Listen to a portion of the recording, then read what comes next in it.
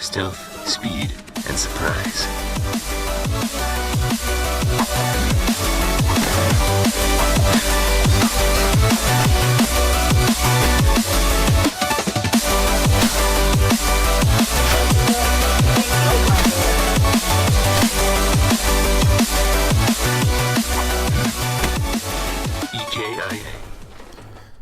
What's up, guys? Magic Knives here, bringing you a blast from the past, some Modern Warfare 3 knife-only gameplay. And to be honest, even though I didn't enjoy Modern Warfare 3 that much, I actually did really well in the game. Like, I had a 1.45-ish KD during the time of Modern Warfare 3, and that's both shooting and knifing. And, you know, to be honest, I was able to keep that KD pretty high even when I was knifing, and I think that's partly due to the fact that because with very little extreme conditioning, there's no marathon in this game.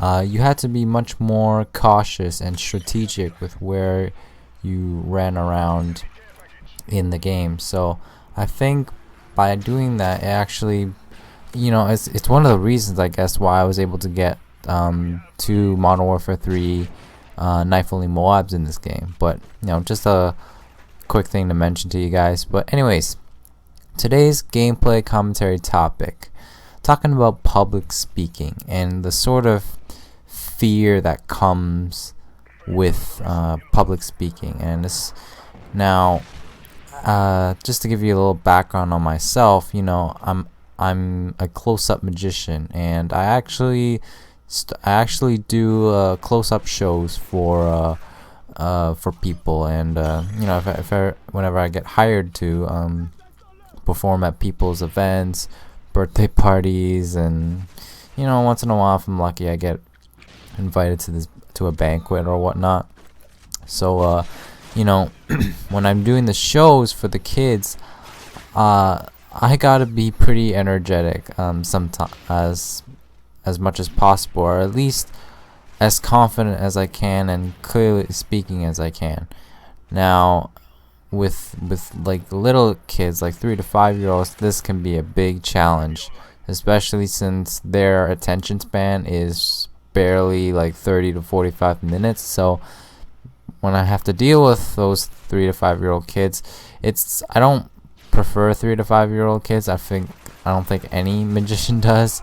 Anything age 6 and up, I'm fine with. So, but when I have to do 3 to 5 year old kids for a 45-minute show, I just have to put more energy into the public speaking.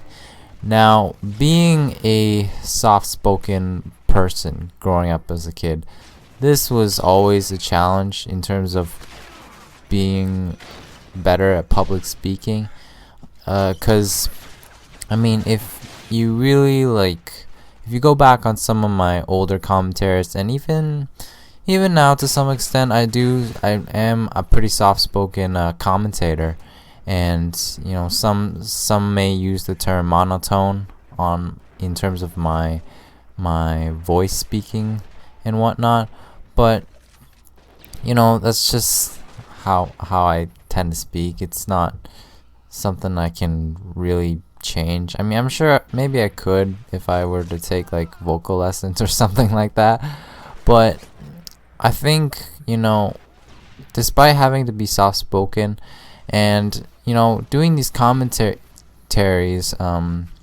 these Call of Duty commentaries, it's kind of in a way good practice for me to in the real world situation, when I'm actually talking to a bunch of maybe up to 40, 50 people, usually it's just 20, but in some cases up to 50 people, you really just gotta sell yourself.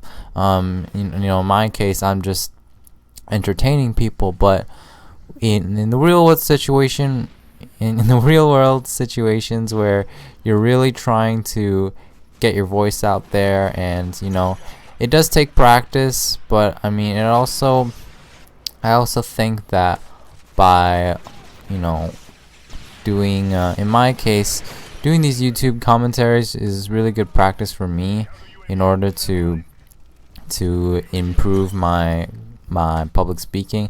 I mean, obviously this is not really the same because I'm just talking to the internet, whereas in the real world I'm talking to actual people.